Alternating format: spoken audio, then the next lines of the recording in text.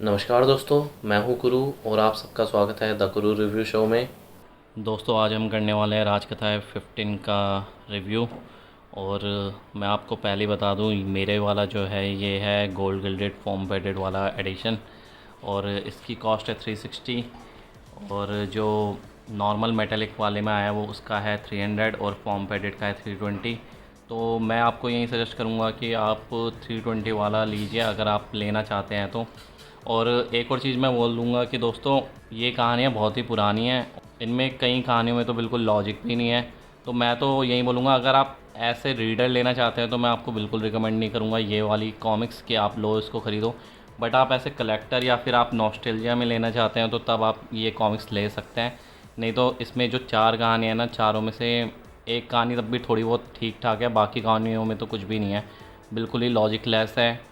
तो ये चीज़ मैं आपको पहले ही बताना चाहता था दोस्तों, अगर आपको लेनी चाहिए या नहीं लेनी चाहिए। तो चलिए आप देख लेते हैं दोस्तों इसको। ये है राज कॉमिक विशेषांक RCMCG 20 लिखा है इसका नंबर CE का, और बाय मनीष गुप्ता नीचे लिखा हुआ है। तो ये चीज़ एक अच्छी की है, 4 in 1 कॉमिक्स है। राजकथा 15 जादूगरनी के जूते हैं इसमें स्टोरी, जिसका जनरल नंबर 105 था। शेरनी का बलिदान जिसका जनरल नंबर था 119। दयालु लक्कड़हारा जिसका जनरल नंबर था 120। और खूनी गुफा जिसका जनरल नंबर था 157। और ये इसमें जो चारों कवर आर्ट हैं दोस्तों वो विजय कदम जी के द्वारा बनाए गए हैं। आप स्पाइन की तरफ से देखेंगे तो यहाँ पे राज कथाएँ 15 हैं, और यहाँ पे जो है खूनी गुफा का जो है कवर है, और इसमें भी विजय कदम जी ने काम किया है। यहाँ पे प्राइस लिखा है। बाकी फॉर्म बैडेड में बोलूँगा कि दोस्तों, फॉर्म बैडेड में आप जब कॉमिक्स पढ़ते हैं तो एक अलग एक्सपीरियंस होता है। जैसे पहले दोस्तों डायरीज आती थी तो उसमें फॉर्म रहता था, तो मैंने भी इस कॉमिक्स को पूरा A to Z पढ़ा, यानी चारों कहानियाँ मैंने इसी सी में पढ़ी है। एक बार भी ऐसा नहीं हुआ कि इसकी बाइंडिंग खुल गई हो या फिर मुझे कुछ दिक्कत आई हो। उल्टा जो है, मैं जब ऐसे पकड़ के बैठा हुआ था इसको, यानी कि खोल के, तो एक अच्छा एक्सपीरियंस रहता है कि आपकी ग्रिप बनी रहती है। तो ये काफ़ी अच्छा है। स्पेशल इसमें मेरे ख्याल से एक लैमिनेशन भी की हुई है ग्लिटर की। पर मुझे एक चीज़ जो लगती है कि गोल्ड गिल्डिंग का प्राइस 360 रखा है, जो 40 रुपये ज़्यादा है फॉर्म पैडेड से। तो ये चीज़ मुझे लगता है कि अगर गोल्ड गिल्डिंग के लिए 20 रुपये ही ज़्यादा लिए होते तो ज़्यादा बेटर रहता। तो चलिए दोस्तों, आप अंदर से देख लेते हैं। मैं आपको जल्दी से कुछ पेजेस दिखाता हूँ। तो ये आप देख सकते हैं, ये ब्लू स्काई ब्लू किया हुआ है, और ये जो निशान यहाँ पे आप देख रहे होंगे गोल्ड गिल्डिंग के यहाँ रखे हैं दोस्तों। बाकी ये देखिए मेटालिक में है ये पेजेस। तो ये जादूगरनी के जूते चल रही है, फिर है शेरनी का बलिदान, दयालु लक्कड़हारा, और दयालु लक्कड़हारा चलती रही, और इसके बाद है खूनी गुफा,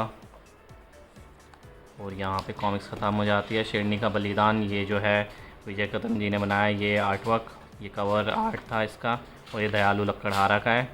और इसका जो बुक मार्क है मेरे ख्याल से आगे पीछे दोनों एक ही जैसा है इसका बुक मार्क, एक बार देख लेते हैं। तो यहाँ पे ये देखें, नहीं, एक मेरे ख्याल से दयालु लक्कड़हारा का और एक ये शेरनी का बलिदान है, पता नहीं कौन सी कॉमिक्स है उसका है। क्वालिटी वाइज देखेंगे दोस्तों तो एजेस जो है वो काफ़ी फ़ाइन है इसके, आप देखेंगे तो।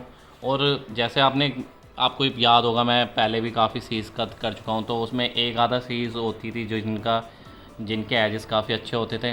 पर यहाँ पे आप देखेंगे तो एजेस काफ़ी फ़ाइन है, काफ़ी अच्छे हैं। मैंने इस कॉमिक्स को पूरा पढ़ भी लिया, जबकि दूसरी कॉमिक्स से पढ़ने में कभी कभी डर भी लगता था, मतलब जो मोटी होती थी। खैर ये इतनी मोटी नहीं है, 128 पेज की अराउंड की है, तो फिर भी जो है इसकी बाइंडिंग काफ़ी सही है।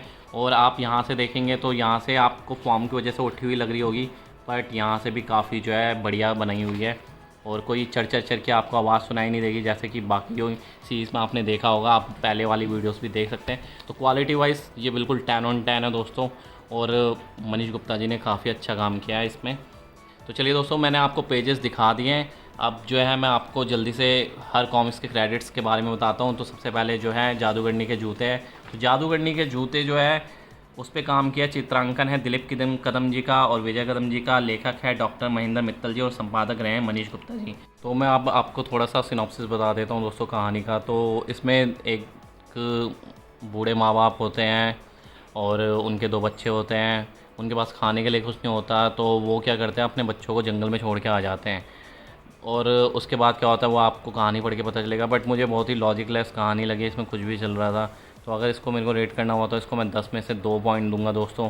इसके बाद दोस्तों आती है आपकी शेरनी का बलिदान, इसके लेखक थे शशि भूषण शलभ जी, चित्रकारी की थी दिलीप कदम जी और जयप्रकाश जगताप जी ने, और संपादक आपको पता ही है मनीष गुप्ता जी है। तो चलिए मैं आपको शेरनी के बलिदान का कुछ सिनॉप्सिस दे देता हूँ। इसमें एक शेर स्टार्टिंग में पागल हो जाता है और उसको मारने राजा जाता है।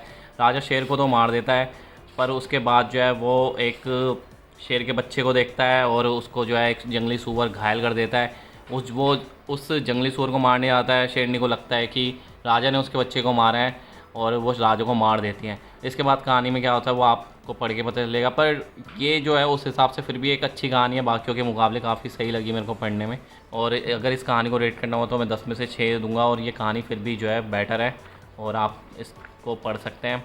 तो चलिए दोस्तों, अब दयालु लक्कड़हारा के मैं आपको क्रेडिट्स बता देता हूँ। इसके लेखक है राजा, चित्रकार हैं दिलीप कदम जी और जयप्रकाश जगताप जी, और संपादन आपको पता ही मनीष गुप्ता जी ने किया है। इसमें दोस्तों क्या होता है कि एक लक्कड़हारा होता है, वो जो है किसी भी जानवर को मरने नहीं देता। लाइक वो एक बार एक हंस को बचाता है, फिर एक उल्लू को बचाता है, फिर उसको जो है नदी में कुछ एक लाल कलर का पत्थर मिलता है जिसको बेचता है तो उसको कुछ पैसे मिलते हैं। और फिर सिचुएशन ऐसी आती है कि वो दोबारा से उस लाल पत्थर को ढूंढने जाता है, उसको काफ़ी सारे लाल पत्थर मिलने लगते हैं। आगे क्या होता है वो आपको कहानी पढ़ के पता चलेगा, बट इसमें भी काफ़ी सारी चीज़ें लॉजिकल हुई, मतलब मुझे पढ़ के इतना मज़ा नहीं आया। तो अगर इस कहानी को देने हुए तो मैं 10 में से 3 ही दूंगा दोस्तों। इसके बाद दोस्तों आती है खूनी गुफा, और इसके लेखक है तरुण कुमार वाई जी, चित्रांकन है दिलीप कदम जी का, जयप्रकाश जगताप जी, संपादन मनीष गुप्ता। जो पहले वाले क्रेडिट्स थे वही हैं। और इसमें दोस्तों कहानी में होता है कि एक कबीला होता है, उस पर दूसरे जगह का एक कबीले वाला जो है वो बार बार अटैक कर रहा होता है, और क्यों कर रहा होता है और किस लिए कर रहा होता है वो आपको कहानी पढ़ के पता चलेगा। मैं आपको ज़्यादा डिटेल में नहीं बताना चाहता क्योंकि मैंने बाकियों में बता दिया है।